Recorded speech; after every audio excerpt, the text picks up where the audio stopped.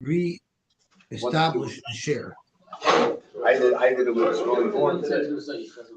The bottom. Okay, can you see? Can you see now the bottom of Yud Ches Amud Beis? You told me that.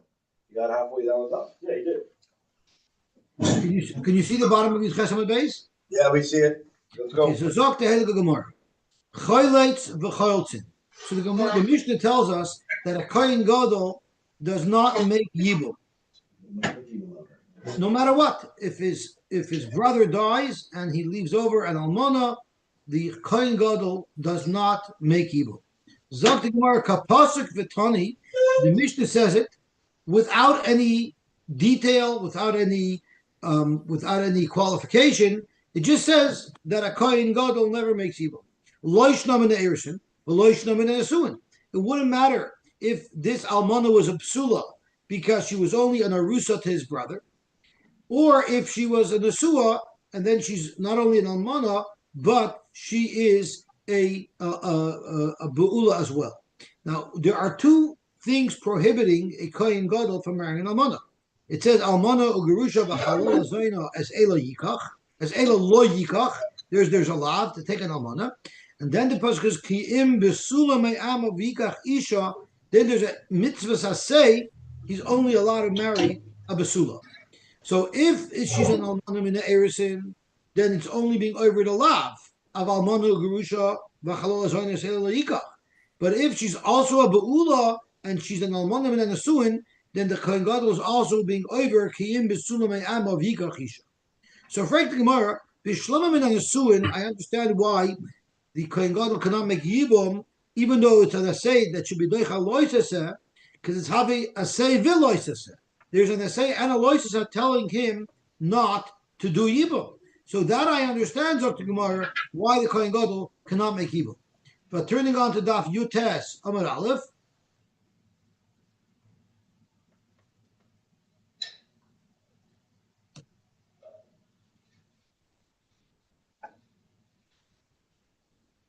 Could you guys see Daf Yutes Amar Aleph? Yeah.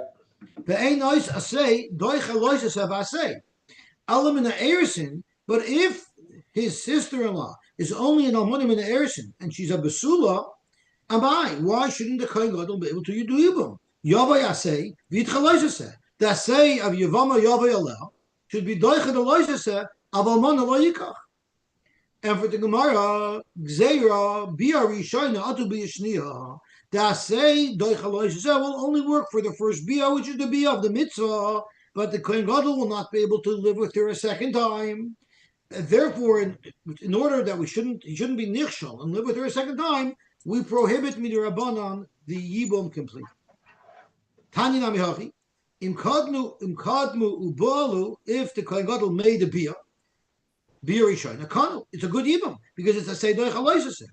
But v'asur l'kaiman, the kohen gadol is not allowed to stay with this woman b'via shnia to do a second bia. Now there's a lot of problems with this Gemara. Problem number one is, in a regular case of yibum, why is the bia shnia allowed over there? That's number one. Problem number two. We know there's a rule that a woman does not become nisaberes from the bia rishona. So how could we only allow him to make one bia if she can't be nisaber? And we know the purpose of yibum is lahakim shem la'achiv. And here it's only allowed to be rishona. Where does the lahakim shem la'achiv? Yosy, wasn't she married before? Yeah, but she was a psula from Eris. Oh, it's just from Eris. And the third problem is really the kinyan of yibum occurs with hara, which is the shtachnos of Torah. So why did the Gemara say gzeira hara or tchilas bia atu saif bia? Never mind the second bia. It's not even allowed to finish the first bia. So these are three problems that we have to work out. So the first problem, the Rishonim talk about that there's a very big difference between the asay doicha loiseseh of the asay of yibum being doicha the loiseseh of almana lo yikach to the loiseseh of to marry two sisters. Why? Because the mitzvah of yibum is directly telling you marry two sisters. So there, once you do yibum, she's an isha ma'al yasa, she's a regular wife, and the vadi is allowed to live with her forever. Because that's what the mitzvah of yibum is saying, marry this woman. So clearly, it's suspending the iser of the isha lachoycha loisikach l'tzorah b'chayah. However, if there's a iser that will be committed during Yibum that doesn't always occur during Yibum, it sometimes happens that way. For instance, if the Miyabim happens to be a Kohen Gadol, there you'll say only for the Bia of the mitzvah. But it doesn't, it's not matter any subsequent Bios that aren't part of the Bia of the mitzvah. So the Isser of not marrying a sister, that by definition is mutter through Yibum. But Asay Doicha Loisasa, which is a Loisasa that sometimes occurs by Yibum, not always, there only while you're committing the Asay can you be Doicha the Loisasa. So that takes care of the first problem. But the other two problems, that what about Bia Rishayna not being a good Bia to be make him shame? A and B is what about Chilas Bia to Soif Bia? For that we actually have to look at a Toisvis in Yevamis. So I'm going to share now Yevamis Daf Chof Amar Aleph. Let's see if I could find Yevamis Daf Chof Amar Aleph that I have here somewhere. Is it this? Let me see if it's this Daf. No, I went back to the same Daf as before. So I have to pick a different Daf. Let me see. Here, I have to pick this Daf over here. So I'll stop the share, and I'm going to go back to Yevamis Daf Chof Amar Aleph. Yevamis Daf Chof Amar Aleph is right over here. Can the Oilam see the Daf in Yevamis? Yep. Yes. Okay. The question is, could I see it? I see it as well. Let me just see if I can bring it. Can the Oilam still see it? Yep. It didn't change to Sanhedrin? Yep. Now it's Sanhedrin. Now it just changed. Now it's Sanhedrin? Yeah. Okay, so let me stop this share, and I'm going to bring this. I'm going to bring Yevamis in. I have to bring it into a specific screen for it to work. Otherwise, it looks like I'm cross-eyed. Okay, can you see Yevamis now? Yes. Okay, so there's a Toisus over here. Yovay Asay v'yit chaloises. Hiksher Rivo. The Perik Beis this Sanhedrin. The Kiyavon the Ein Isha Misaberes Mebir Rishayna. Hida Omer Besoif Perik Dalarachin. Since a woman never becomes pregnant from her first bia, Heich this Yabim. How could you do bia? How could you do Yibam on a rusa? The Bebir Rishayna Leka Kama Shem. Ubi Shnia Asurele. Kedamer lekaman gzeira bi'eri shayna to be a shnia. So it's talking about Kohen Gadol, since he can never do a bia shnia, then his bia will never be able to be a bia of hakam Hashem. So how could he even do evil? V'yamari the loy kashamidi. It's not shver. The loy ba'inan shetehei ru'uya lakam Hashem. There's no condition in Yibum that the bia of the Yibum itself has to be a bia that can create a pregnancy. It doesn't say that anywhere. The requirement is they have to be people that could be childbearing, that they are people that could procreate, but not that the actual bia has to be a bia of procreation, as long as the parties involved are royu lakameshe.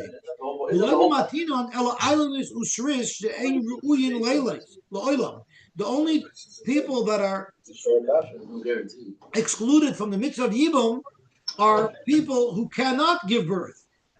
And therefore, that's not excluded. Avada, that's called Yibum.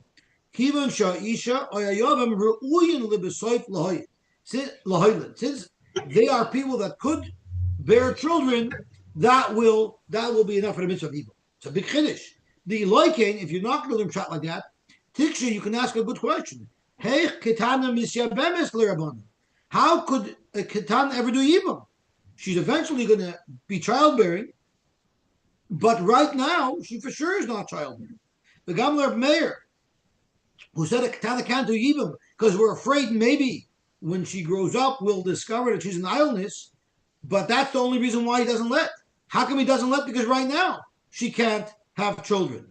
So it must be that avada will work Yibum works even though the actual bia is not a bia that can procreate. And Toshus, the last line says, even a bia shalaikadarka is going to be Yibum. The hara, which is a cholas bia.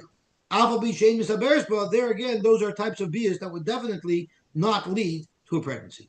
So then maybe he's not allowed to have beer. Maybe he just has to be running the beer and that's it. He takes it. That's not what the pasuk says. The pasuk says Yavama Yavayala. Because the beer is the kingdom part. Yeah, but how does beer like a doctor or a beer? You gotta separate the how does that part work from the beer part. Very schwer. It's not beer. Very schwer toises, Yosy. Very hard. It's a schwer toisvis. It's hard to understand that the whole thing is about a common shame. How could it be not a common shame work? But Tosh is telling us the facts. That's the vos. The farvos, for that we have Rosh Hashivas to tell us the lumdus of how Yibum works. But we at least want to know the facts. The facts are that Yibum means two people that could procreate, even though at the time of the Yibum they're not procreating. So we'll have to settle for the facts, and for the lumdus. There's a whole abundance of sperm in the Besmedish in the back that we can look up all the different Rosh Hashiva Shurim. Okay. Anyway, if I would say this, if people would disclose the lomdus for these complicated sugyas in Daf Yomi, the Rosh Hashivas would probably say Daf Yomi is also to learn. They would outlaw us because we would be undermining their whole domain. So we have to be careful what we talk about. You just have to look at the Kodesh and Talmud. What's that? Just look at the Kodesh and Talmud. You'll get everything. That's called Nofak, Dok, Ashkaf. That's where they look. Okay, so let's see the next tosis. Gzeir bir Rishona Atu bi a Shnia. So let's look at the second to the bottom tosis on Chofam and Beis and Yavamis. Atu bi a Shnia. Zokt tosis lav dafka noket bi a Shnia. It's not really the bi a Shnia that's only a problem. Do afilu gemara bi a Rishona aser. Even finishing the bia would be aser. The Yavama niklis behara. The Yavama is niklis with just hachnasas atara, even though it's not a gemar bia. Really, the Gemara could have said, Gzeira atu gemar bia. Frek toisvis, be'ein lahater bia shnia, mitam denasis ishtar l'chol davar. Why don't we say, once the Kohen Gadol does the bia rishayna, it's ishtar l'chol davar, now it's his regular wife, so now bia shnia should be allowed. We shouldn't have to come on to the concept of a seidoich haloiseseh. Now, he's already married this woman fully. The ein nasis ki ishtar.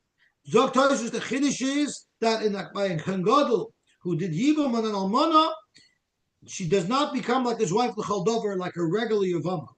The only time you say she becomes Isha L'chol Dover is Elahecha Deshari Lei Beloy Dechia. That's only if the heter for him to live with this woman is not being Doicha Loises. And therefore you see clear from Toshus that when we're allowing him to live with his sister-in-law, we're not looking at it like we're being doicha that lav. The lav is being completely taken away and is transformed into a mitzvah. But the Kohen Gadol, Isser Almana, that's a lav that requires tchiyah. Avachayve lavin, such as a Kohen Gadol, afilu bir rishoyna lo sharia, el mishum de asi asay, v'doicha lois asay. But ubiyah shniya, the less ba'asay, the second biyah, or the gemar biyah, which there is no asay, loy dochi, it won't be doicha. Afal pi, afal gav de beperak abol yivintoi loy matzrich kra elali ires. Okay, so that's a different over here. Okay, there's another toisus that I saw. Let me see where it is, and he speaks about the gemar bia. And he says the gemar bia we wouldn't be geyser the beginning of the bia to the gemar bia because there is a concept of techilasai. When it comes to bia, the beginning of the bia is called rotzon because a person could have refrained from doing it. But once a person's in the middle of bia, to finish the bia off, at that point a person is considered already an oinis. And therefore, the Gemara didn't answer tchilas bia to soif bia because soif bia would be considered an oinis anyway. Okay, so with that, we can go back to Maseches Sanhedrin, Daf Yutes Amud Aleph. Let me see if I can find that Daf somewhere here.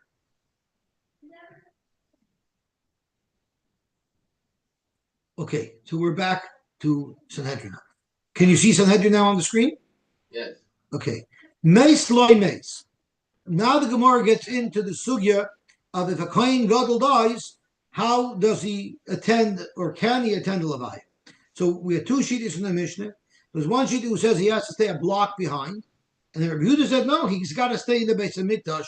He can't even attend the levaya at all. So Zok Gemara Tanu Rabban Umina Mikdash lo yetze means lo yetze himan. He shouldn't go out to the levaya as a regular participant. Avol yoytehu acharein.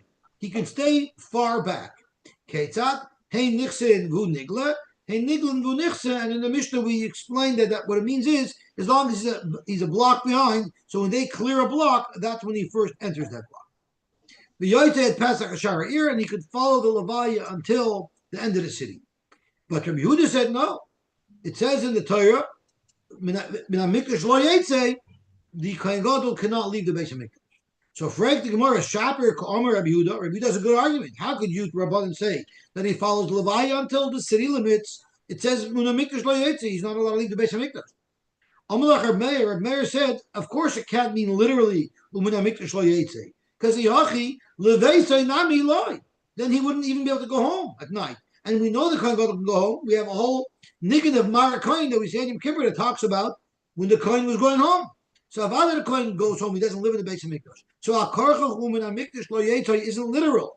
It has to be verteidigt a little bit differently. Elihachi Gomar. When HaMikdash Lo Yetzay means Mikedushasai Lo Yetzay. Not from the literal place of the Beis Hamikdash, but from his virtual place of Kedusha, his status of Kedusha, he's never allowed to leave. The Chiva, the Isla Yakera, and since he's a block behind, so there's some protection. He's in his own little cocoon to protect him from becoming Tameh. Le'osi leminga. He won't, by mistake, touch the mace and become Tameh from the mace. Rabbi Yehuda, who holds he's not allowed to go at all. Why isn't this precaution enough? Because Agav Merare, when someone's distraught, he lost a loved one, and he's ois mensch, Dilma Mikri Vasi Benaga. If we let him even participate in the Levai, even from a distance, we're afraid he'll lose himself and he'll come close and touch the mace, and therefore we don't allow him to come to the Levai at all. Kishahu Menachem.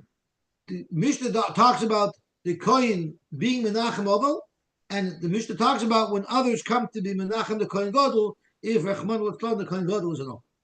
So Tana Rabbanan, Kishahu Oiver B'Shura L'Nachem Esachei. When the Kohen Gadol is a participant in the Nichum Avelim, and we remember we learned in the Mishnah, unlike nowadays, where the participants are stationary and the Avelim are mobile, there in those days the Avelim were stationary and the participants were mobile. So Kishahu Oiver B'Shur L'Nachim Esacherim, when the Kohen Gadol is going in the row of people to be Menachem Avelim, Sagan u'mashuach she'obar b'yaminai.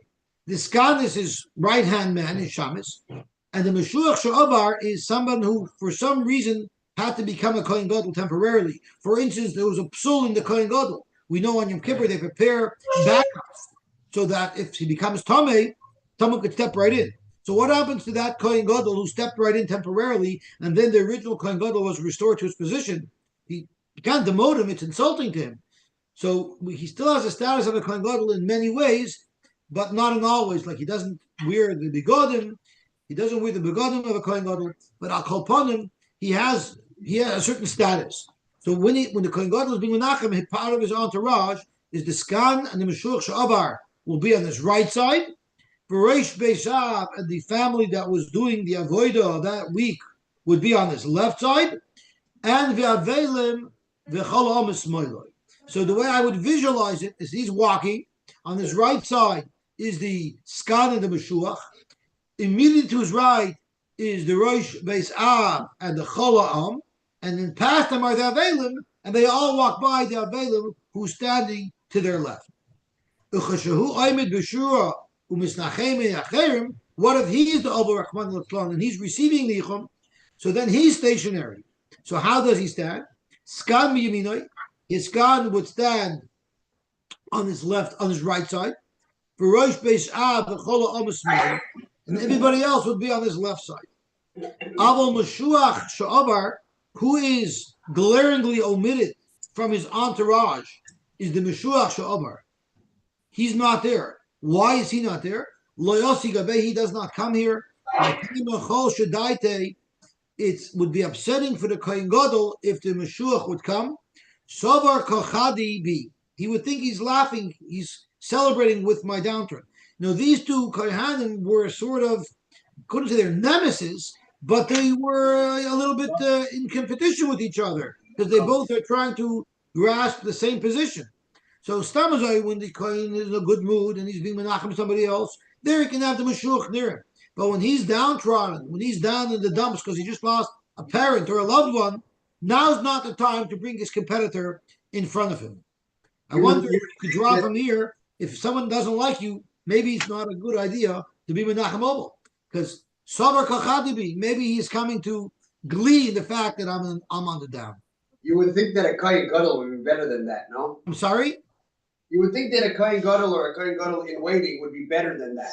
Well, if we're talking about in the second base of Mikdash, not so much. Got it. In the second base of Mikdash, not all of them were as desirable as they should have been. Okay. Zok Tahelig Gemara Viter. So Zok Gemara, Amar Papa, from this brisa, we can glean three important pieces of information. Shmamina Mahamas Nizatlas. Shmamina Hainuskan Hainu Mamuna. Rashi says, our Mishnah mentions nothing about a skan. The Mishnah talks about the Mamuna as Miminoi. The brisa uses the word skan. So we know that the Mishnah, when they use the word Mamuna, it means the skan is second in command. So that's the first thing we've gleaned from this price.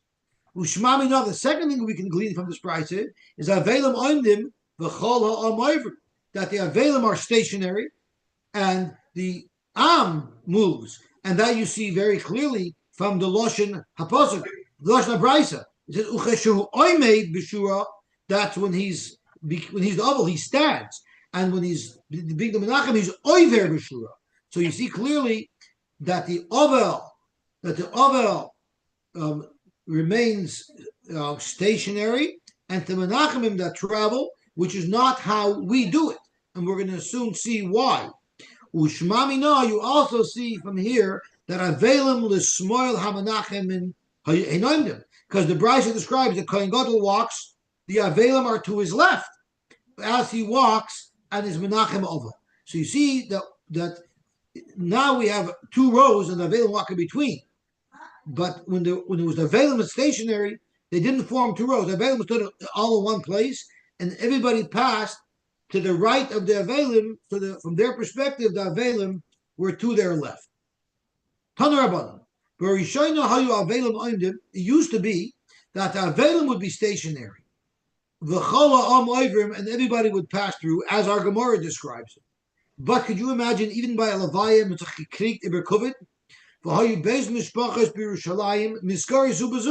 they were fighting over Kovid by a Levaya.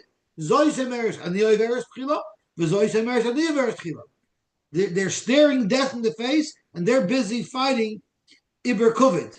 I guess they're in a rush. It says, maybe they're in a rush.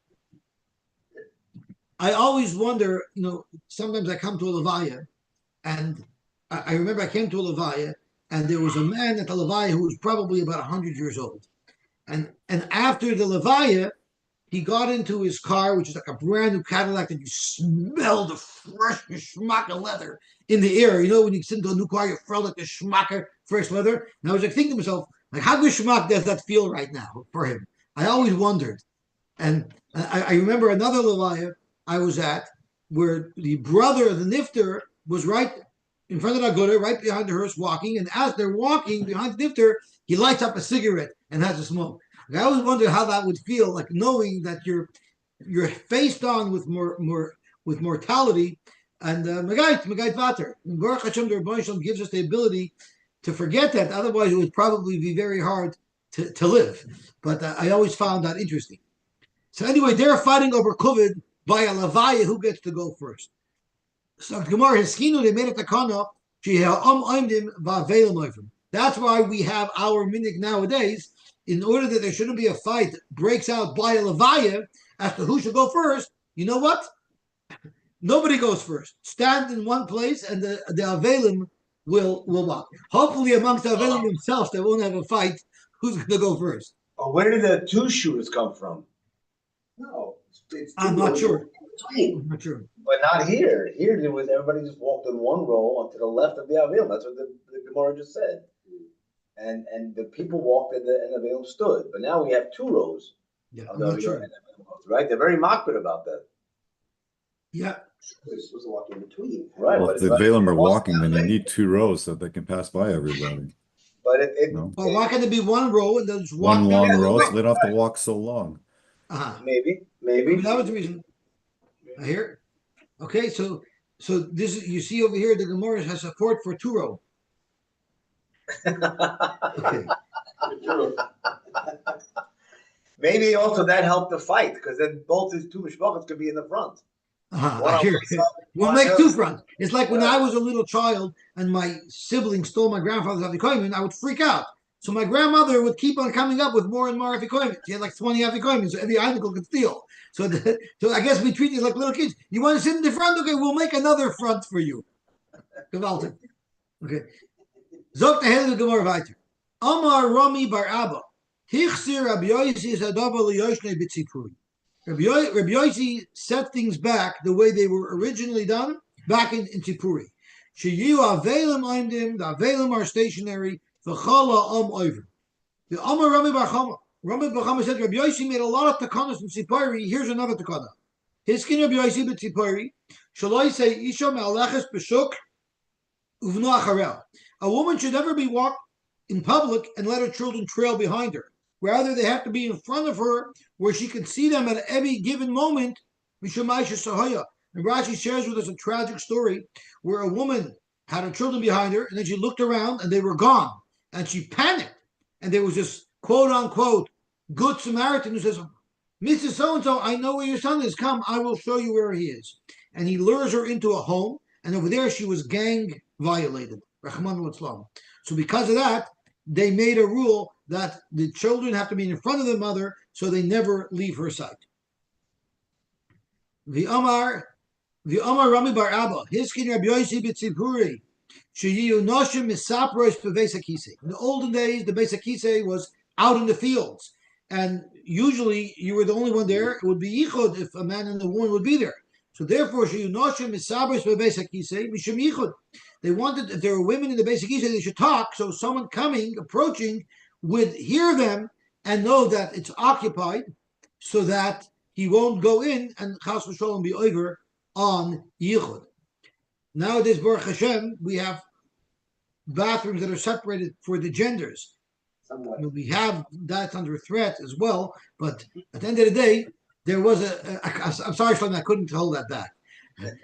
So because of that, they made this takana that no one should come in. Amr Menashe bar Abbas, Rabbi Menashe bar Abbas said, "She'ilas is Rabbi Yosy Rabba beveis almond huta." I asked this question to Rabbi Yosy Rabba, where in the cemetery of Hutzal, about what you're supposed to do, how the Avelim come, and how it works. Normally, he told me two halachas. Number one, ein shura pchusa me'asar b'nei. You don't do this shura configuration unless there's at least 10 menachamin. The ein avelim in a minyan. The avelim aren't part of the 10. If you to be menachem, you have to be menachem with a minyan. So you need 10 people of menachem, and of course the avelim cannot be part of that minyan. Now, bein shavelim oimdim is a new halacha, and Rashi tells us this was a new halacha that he was saying that Rabbi Yosy told him whichever minhag you do is 100% good. Bein shavelim oimdim v'cholam oivrim, whether or not the avelim are stationary and the menachem are mobile, or bein shavelim oivrim v'cholam oimdim, or if it's the opposite way, either way, that's an acceptable minhag. So those were the two piskei halacha. He said you have to have 10 menachamin, but it doesn't matter whether the avelim are stationary or whether the menachamin are stationary. Kashum misnachem. The Mishnah says when the Kohen Gadol is doing nichem avelim, he says tisnachamu.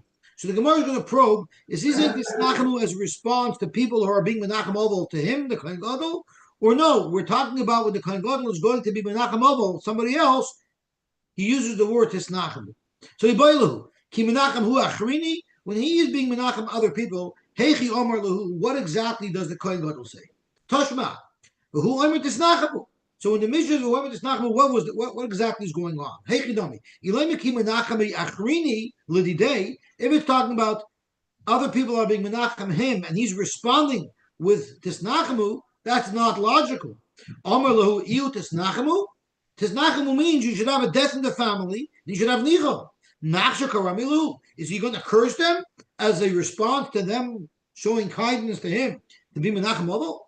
Ela ki benachem lachrini. Amar lahu tisnachamu. The Mishnah must mean that the way he is menachem novel is he says the word tisnachamu shema mina. That must be the halacha. Melech loydon. This is a fascinating Gemara now. A melech cannot be on a bezdin, nor will he be under the jurisdiction of a bezdin. Amr Rabbi Yosy, lo yishanu el malchei Yisrael. This chiddush in our Mishnah that kings are exempt from anything to do with bezdin is only malchei Yisrael, which is really not the legitimate malchus. The legitimate malchus is malchus beis David. The Malchei Yisrael broke off after Shlomo Melech's times and caused a lot of problems in Klal Yisrael. Aval Malchei beis David don v'dan. They're participants in the bezdin. They're under the jurisdiction of the bezdin. Dichsiv, we have a pasuk. It says beis David kayamar Hashem dinu labarka mishpat. Paskin in the mornings. And if you remember at the beginning of the Masechta, the Gemara asks, you only can paskin in the mornings, can't paskin in the afternoon? So the Gemara explained, Dino Barga Mishpat only paskin if it's clear to you as day that what you're saying is correct. But if as a dayan it's not clear as day, you should not be releasing a psak that's not clear as day to you. And therefore, once we know that the Malchus Beis David can paskin, v'loy danin alei, if they're not under the jurisdiction of Bezdin, idu hechidani, how could they possibly paskin?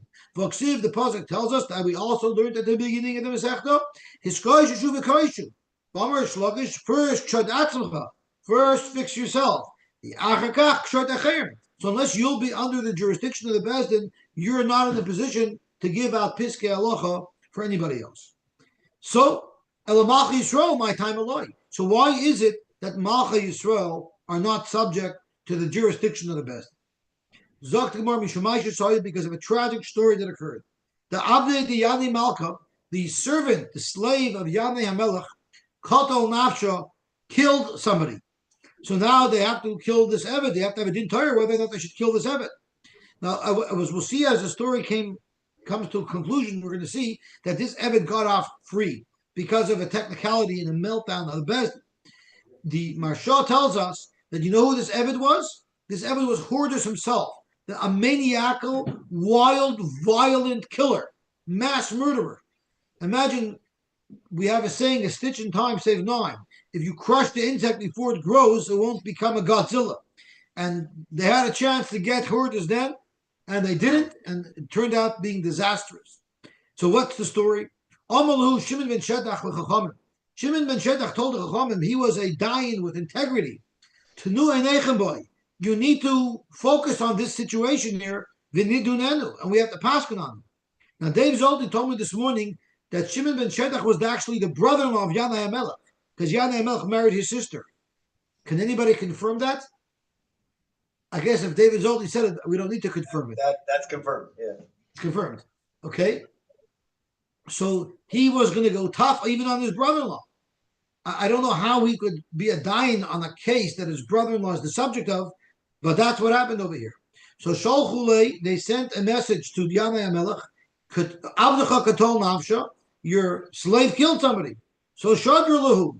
So he sent, Yanai HaMelech sent his Eved to stand judgment. Sholchulei, they sent him again. Ta ant nami lacha. You, Yanai HaMelech, have to come attend Bezdin as well. Because it says in the pasuk, V'hu b'volav amar Torah, Yavai bal hashar, v'yamed al shayrai.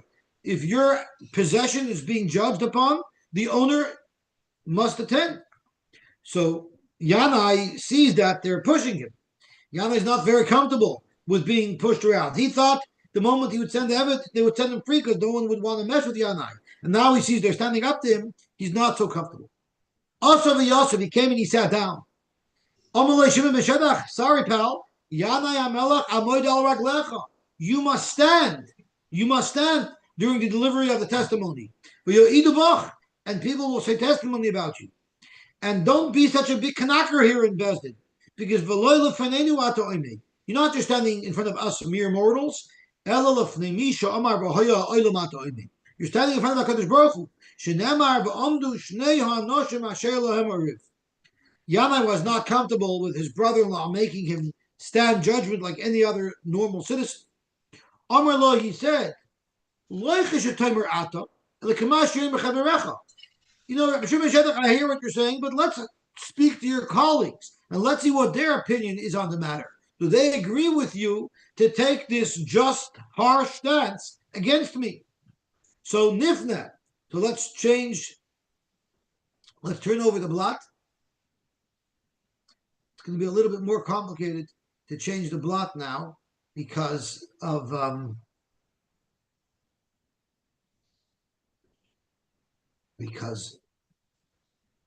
little bit of a problem with the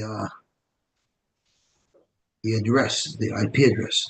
Okay, so now I'm going to save this and it should work out good. So our scroll confirms Dave Zolty's stance. They actually big. It's a Gemara in Brachas. Okay. And he also says that the Aruch Haner asks, "How is it possible?" Oh, okay. So the pshat is good and the kasha is good. Correct. Okay, shkoyach. So nifta liminai. So Shimon ben Shedach turned to his right to see the Dayanim sitting to his right, that they should back him up. They looked down, they made believe that they were Pirangetrocht in Sugya, they didn't notice. In other words, they folded like a cheap deck of cards, and they were afraid to say anything. So Shimon ben Shedach turned to his left, and again he said, the Kavshu Panem Bakarka. They made believe like they were Pirangetrocht in learning, and they didn't respond. So Shimon Shedach got upset with him. What you're big lamdonim, the trachs in Asugya. You're thinking about a Rebbe Bear, about a Kiveger, fakers. Yavoy Baal Machshavos, the Yifer Mikem. The real Baal Machshavos, your Rebbe Shalom should punish you because you're not standing strong as a dayan the way you're supposed to. And what happened? Bagavril, the Chavton, the Karka, Umesu, and they all died. Because of this tragic occurrence that happened due to trying to put a wicked melech on trial, melech loydon, loydon noisai, loy made, loy bein. Zok the Hilchah Gemara weiter. Loy chayleitz, loy chayleitz. You're not allowed to, a melech does not do chalitza, a melech does not do yibum. Any fake the Gemara, the Amar Abashi, and I'm sorry, I think Rabbi Yehuda argues and says, for carrot, it's a good thing for the king to be moichel l'skovid and to do chalitza. Fact Gemara b'Amar Abashi afilu l'man d'Amar nosi shemachal al kavoida kvoida machal melech shemachal kvoida ein kvoida machal. So how could Rabbi Yehuda say that it's a good thing for the king to be moichel and to do chalitza? Zok the Gemara ein kvoida machal shenemer soim tosum alecha melech. You have to have the fear of a king, so he cannot be moichel. And for the Gemara mitzvah shiny, here we're talking about a mitzvah of a chalitza. For the mitzvah of a chalitza, the kohen gadol, the melech, can be moichel as covered. Frek Toisvis, there is a case in the Gemara that says that if a melech meets an entourage, this is in Ksubis of a chas and kala, he's allowed to stop to be mechabed them. I'm sorry, he's not allowed to stop to be mechabed them. But that's also a mitzvah, to be mesameh chas and kala. So why is the mitzvah of chalitza allowed, yet the mitzvah of being mesameh chas and kala is not allowed? Because somebody else can do it. So Zok Tois is more than that. The whole purpose of being mesameh chas and kala is to show COVID for the chas and kala and not the king. That's going directly against his covet. The mitzvah of chalitza isn't directly taking covet away from him. It's a side zap. So a side mitzvah can allow him to do it, even though it might impact his covet. But to give covet to somebody else, that's a direct clash with the responsibility. I don't know. We just learned that Gemara about this salamta, that if somebody is but not a melech. I know, but that's again, it's the same thing. It's directly counteracting the cover that he deserves versus the mitzvah of Hashem Zaved that he has. What Tosh is saying here is, here he's giving covet to the chosin. It's one thing doing something that as a standalone thing might diminish his covet. But to take his covet and to give it to the chosin, that's too much. That's too much. So that's what the Yesh Lemers of Toshvis, Dibber Machal Mitzvah Shiny. The Chosin ain't a mitzvah kiyim b'shvil covet of chosin. That is the actual mitzvah, to give the covet to the chosin. The akala. The covet melech, others tfei the covet of chosin. It became like a mitzvah. Aval haka gabi yibam mitzvah ika. The mitzvah isn't giving covet. The mitzvah is doing yibam grade, it impacts his covet. But directly giving his covet away, that the melech is not allowed to do. The ein noisin. The Mishnah says that you're not allowed to marry the almana of a melech. And then Rabbi Yehuda asks, what do you mean? It's brought down in a pasuk that David married the Nishei Shaul. He married the wives of Shaul. So Tanya, the bride tells us, Amalei Rabbi Yehuda, they answered Rabbi Yehuda's kasha. And they said, Nishei Shaul doesn't mean the wives of Shaul. It means Noshim Haru'uyu Shalom Beis HaMelech. It means women from the family of the king that he was allowed to marry, such as his daughters, Umayninu, Meirav and Michal, that were both the daughters of Shaul. Now we have a very interesting little story.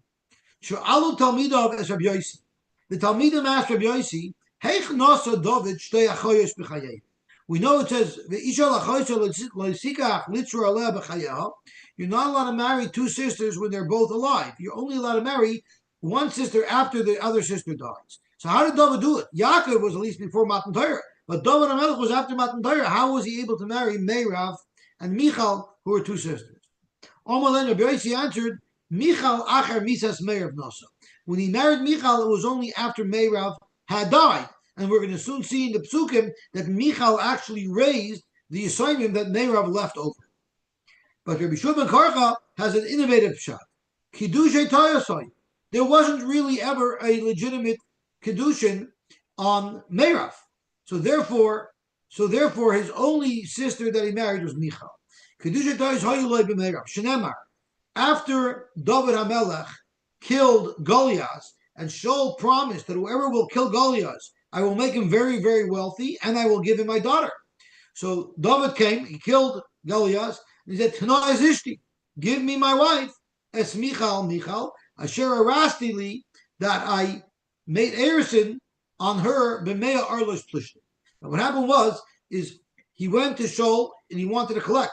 Shaul said, where's your kesef kedushin? So Shaul said, I'll tell you what, I'm not giving you Michal, but if you get for me 100 orlois from the Plishtim, in other words, you're going to have to kill 10 Plishtim, 10 Palestinian terrorists, 100 Palestinian terrorists, then I will let you marry my daughter. And he thought, with that? Each one had 10, apparently. And David thought, Shaul thought that David would never do it, and David went and did just that. So we're going to see the rest of the story later, but for now we're focusing on how do we know that his only wife was Michal and he wasn't really ever married to Meir. My Talmud, how do you see from this pasuk? Amar Papa, what he said is, Tanas ishti es Michal, give me my wife Michal to be memayit v'loy Meirav ishti. Meirav is not my wife, Michal is my wife. So that's what Rabbi Shua ben Karcha said. He brings a raya that really David didn't marry two sisters, he only married Michal and not Meirav. My Kiddushay Tos, so what was the Kiddushay Tos that we're talking about? It says, Shaul promised, whoever kills Goliath, Yasrenu HaMelech, with a shin, Yasrenu HaMelech, Oisher Godel.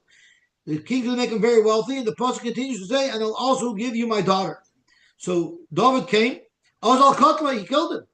Now, when he wanted to claim his wife, Shaul said, where's your kesef kedushin? Milva is lachkaboy. The ashiris that I'm going to give you is a milva. You can't be mekadesher with that milva. I'm mekadesh b'milva in mukadesh. So what did he do? Ozal yoyav lal adriel. He went and gave Meirav, because when David said, I want my wife, I guess Shaul went and gave Meirav to Adriel to prevent David from getting her. Once she's an Eshes Ish, David wouldn't be able to get her. So the Chsivit says, David, when he was supposed to give it to David, state in the pasuk, V'hi nitna la'Adriel Hamachaylasi Leisha. So Shaul gave his daughter Merab away to Adriel. Okay? Amrlei, then Shaul said, Iboyis, the Etin Michal. I already gave away one daughter. You want my second daughter? Well, you're going to have to pay for that. Go get me 100 orlois from the Plishtim. Ozal Isile, so promptly delivered on that. Amrlei, so he said, okay, Milvo Pruta is Lakaboy. So now what do you have to be Makadosh? You have the money that I owe you for killing Goliath, and you have an item, Kesef Kedushin, you have all these orlois. So the question is, if you are Mekadosh and Isha with a Milva and a Pruta, what is the focus on? If the focus is on the Pruta, a Pruta is good Kedushin. But if the focus on the Milva, which you might say it is because the Milva is so much larger and more significant than the Pruta, but it wouldn't be good for Kedushin because you cannot be Mekadosh by Milva. So Shol Savar, Shol held Milva, Pruta, Daita Milva. For sure, the Kedushin was going to be with the Milva, and that wouldn't work. And therefore, as far as Shaul was concerned, Michal was never married to David. The David Savar, Milva, or Pruta, Daita Pruta. David said, no, I'm being Mekadosh with the Orlois, with the Pruta, and that would be a good Kedushin. Or you could say that there was another disagreement between David and Shaul. Everybody held that the kavanah was to be mekadosh with the arlois. The question is, do they have any value? Shaul savar loy chazav v'lamidi. What am I going to do with the arlo of a dead plishtim? The David savar, what do you mean? It's very useful. Chazav l'kalvi v'shudri, you could feed it to your animals. So therefore, there was a kedusha tos because I guess there's a discussion whether or not Michal was married to David. Rabbi Yosy, who held that he was Taka married to both, but it was one, and then the other, first married when Meirav died, then it was Michal. Hi Tana as Ishtias Michal, my Darishpe. How is he going to understand the pasuk of Tana as Ishtias Michal? And then it says that Shaul had given her to Adriel. So let's have a look at the pasuk. He said.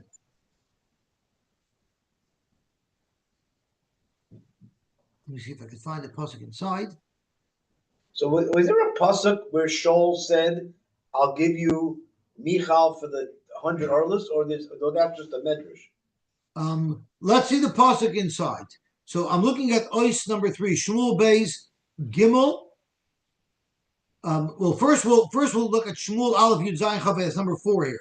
Vahi Beis taste es Meirav bash Shaul David. Vahi nitna ledril hamechalasi leisha. So that's before this. Then you have the Torah Goliath. The Yomer Ish Yisrael Ha'isem es Ha'isha Oila Hazeh Ki L'Chayref es Yisrael Oila, talking about Goliath. V'haya Ish Asher Yakenu Yashrenu HaMelech Oisher Gadol. A and B is Vespita Yitin Loi. It's based Avav Yasser Chav should be Yisrael. And then later it says.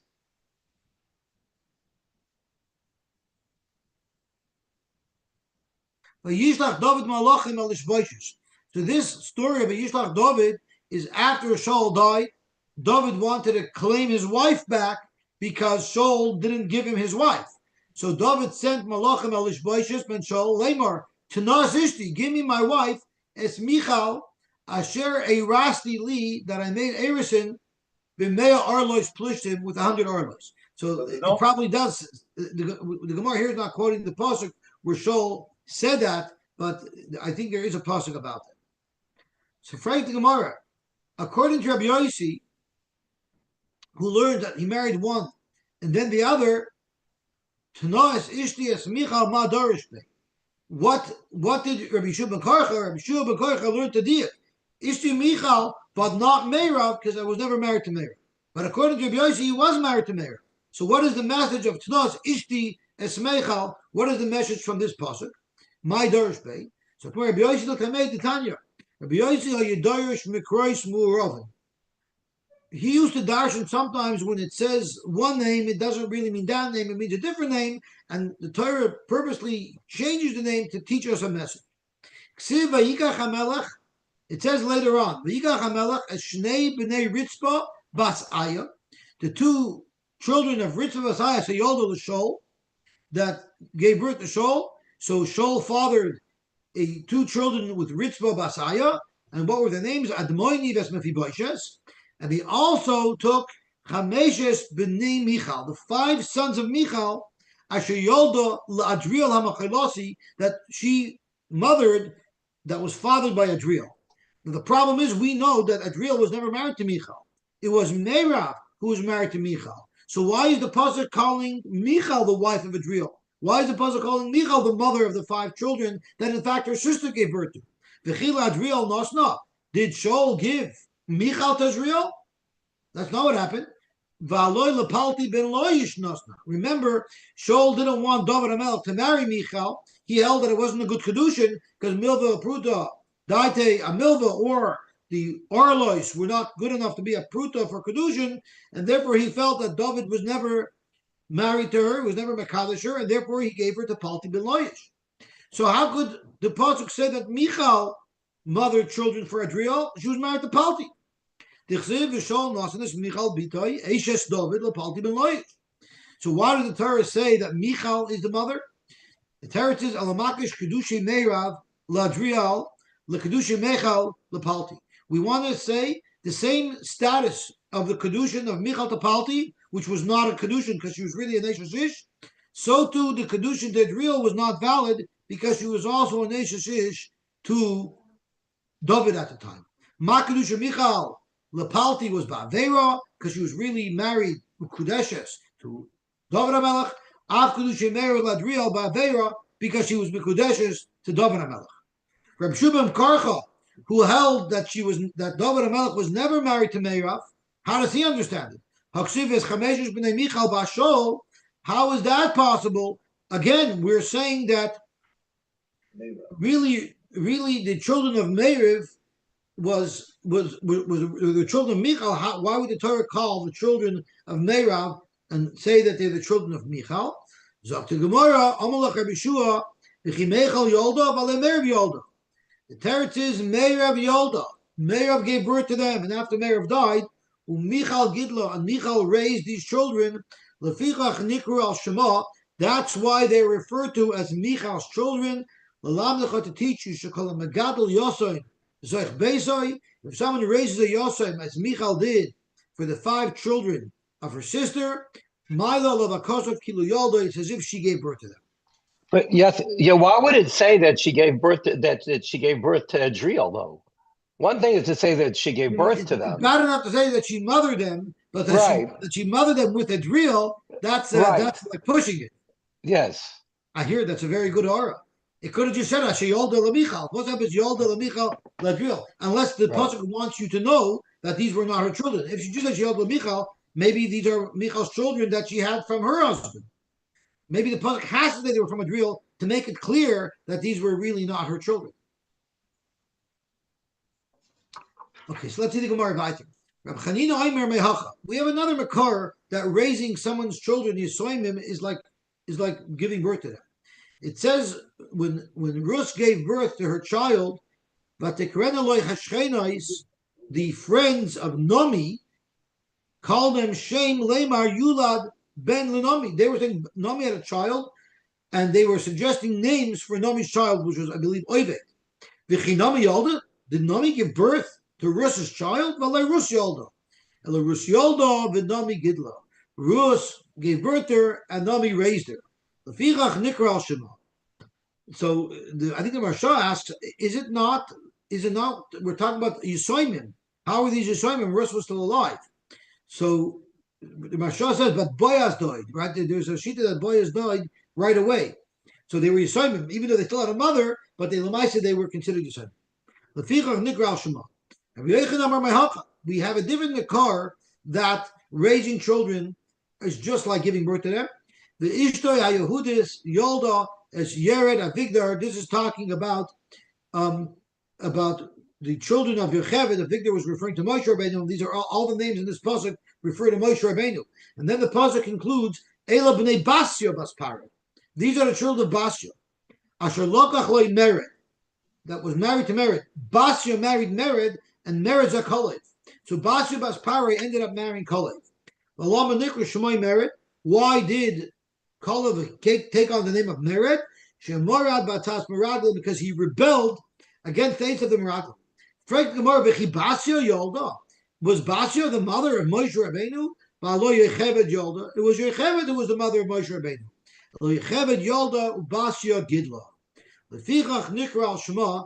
That's why we consider it like Basio is the mother of Moshe, and we learned not too long about the name Moshe. The name Moshe was the name that Basio gave him. The name that he was given by his bris, we learned was either Yekusiel or Toiv, but the name that the Torah picks that stuck was Moshe, because that's based on the chesed that Basio did. I wonder if it's a coincidence today the Nikras al Shema are the same Osius of Moshe. And Moshe Yosy, and Moshe wasn't the Yosim. That's right. That's right. I'm not sure what the Mashal says about that. But there's a discussion about that. That's a good point. It says, "Ga'alta b'zroya amecha." You redeemed with your strong arm the nation of Klal Yisrael, b'nei Yaakov v'Yosef, the children of Yaakov and Yosef. Now the problem is, Yaakov, the Shvatim are the b'nei Yaakov. The Shvatim are not the b'nei Yosef. So we have the Lablina strikes again. The Yosef Yolad. Did Yosef give birth to the Shvatim? But Yaakov Yolad. Yaakov gave birth to the Shvatim. And Yaakov Yolad, the Yosef Kilkel. Yosef in Mitzrayim supported this whole family. Lefichach Nikru al Shemoi. That's why they're called Basar his name. And this is the makar of if you support people, you can write them off on your tax returns. That's called Nikru al Shemoi. Yosef was able to write them off. Amr Shmuel ben Achmeni Amr Yonasan. Kala Malamed ben Chaveri Torah. If you teach the son of your child Torah, of your friend Torah, my love of Akaso Kiluyot is if you give birth to them, Shenemar. The pasuk is Ve'ela Torah lists Aaron and Moshe, and then the pasuk goes on to list only Aaron's children. There's no Moshe's children listed here. Loimalach Aaron Yolad and Moshe Libni. Aaron gave birth to them, but Moshe taught them Torah.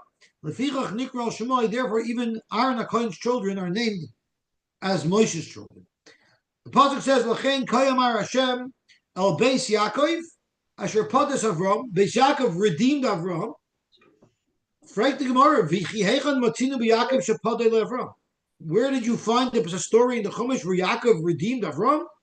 Amar Rabbi Yehuda, you know what it means? Shepadei Mitzar Gidol Banim. Let me tell you, Yaakov saved Avram because Avram really had to have the difficulty of raising 12 Shvatim. And Yaakov, he subbed it out to Yaakov. Yaakov went through the hard work. Let me tell you, when you come to Lakewood, because you had an Einikel, I must tell you, it's so much easier to have an Einikel than it is to have a child. I think we could all agree to that. So Yaakov made it that Avram only had to come see an Einikel. He had to raise Einiklech. He didn't have to raise, or great-grandchildren. He didn't have to raise the Shvatim. So Yaakov was Poida, his grandfather, Mitzar Gilbanim, behind the Chsiv, Lo Yata Yivash Yaakov. Yaakov should not be embarrassed. Yaakov shouldn't be embarrassed from his father because of what he did by raising the Shvatim. And his face shouldn't turn white from embarrassment because he raised the children. Okay, that is the end of the sugya of raising other people's children, are like giving birth to them, and even setting up the 12 Shvatim that Yaakov did. It's considered like he did it on behalf of his father Yitzchak and on behalf of his grandfather Avram. The next couple of lines we're going to have to go over tomorrow because they're very deep, but being that I have this OCD to get to the bottom of the Amud, we'll just get to the bottom of the Amud. Zok to Gemara, Ksiv Palti, this man who lived with the wife of David, Michal, for many years, sometimes the Navi refers to him by the name Palti, or Ksiv Paltiel, and sometimes he's called by the name Paltiel. Amar B'Yochanan, Palti Shemai. Really, his name was Palti. V'lama Nikra Shemai Paltiel. Why does the Navi refer to him sometimes as Paltiel? Shepaltoi Kael Minu Aveira. Hashem saved him from the Aveira. Ma'asa, what did he do? He took a big sword and he plunged it into the ground between their beds. And Amar, he said, whoever is going to be Isaac in this woman, will be killed with this sword. So I actually find it a little bit interesting because it says Shapaltoi Kael Munaveira, the Rebbeinu Shalom saved him from the Veira, and then the Gemara asks, what did he do? Shapaltoi Kael, what did he do? Hashem did it. It must be that in order to be Zoicha to a special shmir from the Rebbeinu Shalom, to overcome what seems to be an insurmountable obstacle, an overwhelming Nisayan, you got to do yours. So he first put the sword in the ground to try to be mechazik his resolve not to be over, and through that he was zoicha to the siyata d'shmaya from the Rebbeinu Shalom that he was able to overcome it. In most people's lives, it's the woman who puts a sword and says, "Don't get close." But there, Palti did it because he wanted to stay away from the Aveir. Zok to Gemara, Zok to Mavak. What do you mean Palti didn't live with her? I'll show you he did. Because when finally David HaMelech summoned Michal back, and he wanted her back, it says that Paltiel walked her, escorted her back to deliver her to David HaMelech. V'yelech ito isha, her husband went with her. That sounds very much like he was her husband. So he did live with her. Zok Gemara, that's not what it means. It means shenasalaki isha. He was just like us, and he nurtured her, and he protected her, and he supported her, but he didn't touch her. He was crying. Why was he crying? Obviously, because he had this beautiful wife that he was living with, and now he had to give her up to David HaMelech. That's not why he was crying. It's ala mitzvah de ozalmine. He had such an incredible mitzvah. For years and years, he had to be kovish over his Yetzer Hara. His schar is unimaginable that he got for it, and now he's no longer going to have this schar because his nisayon is over. And he cried because of that. And then there's ad bechurim. What does ad bechurim mean?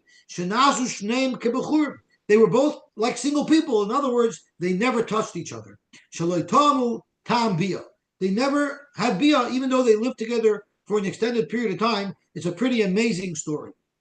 Rabbi Yochanan said, Yosef was unbelievable, and there was a big tumult. He was nitzel he was Oymed ben Nisayin, but Tamoin, he was Zoicha to be resistant to the Taiva, but that was a one-shot deal at one moment. For Boyaz, that was nothing. And Visanusa Shal Boyaz was nothing. Why? Oh, I'm sorry. I didn't explain this well. Taiva Shosha means a lady who was Oshertem, Aneshash Ish, a married woman, he resisted her. But that's nothing compared to the Anivas of Boyaz, because Boyaz had a Besula who was no, I don't know. She wasn't a Basula. Rus was not a Basula, but she was a Pnuya. It was much less of an Isser. Nevertheless, he was able to withstand as well, and she was mamish in his bed. By the story of Eshes Potiphar, she was grabbing him, but he wasn't in bed. Here, Rus was in bed beside Boyaz. So the great feat of Yosef doesn't come to the action of Boyaz, which is still a hate. No one even talks about it. And the Sanusa Shal Boyaz. And Turkvei Shal Boyaz, and the great godless of Boyaz, that he was able to withstand not having relations with Rus, and the Sanusa Shal Palti Belayish is nothing compared to Palti Belayish, who lived with a woman who was his wife for years and years and years. That's unbelievable. Turkvei Shal Yosef and the Sanusa Shal Boyaz Techsim Vahi Bachatzi Alayla Vayechre Ad Ha'ish. This is talking about Boyaz. He woke up in the middle of the night. He saw Rus in his bed, and he started to sit there. But Yelafas, I think it means he fainted. But we darshan, Mavi Yelafas, Amarab Shanasa Besari Karasha Liftois. His aver grew so big, like a big, massive turnip. So it shows what a matzav of Nisoyin Boyaz was in, yet he was still able to overcome it. So we'll go over these couple of lines tomorrow. So we will be Mamshech Bezos Hashem tomorrow at 6 a.m. Everybody should have an awesome day. Have a safe trip home. Thank you very much. Are we expecting snow? I wish you were. I didn't hear. I didn't hear anything. Okay. It snowed on Shabbos, but it all blew away. Okay, shkoyach. Okay, I'm going to get going. Have a wonderful one.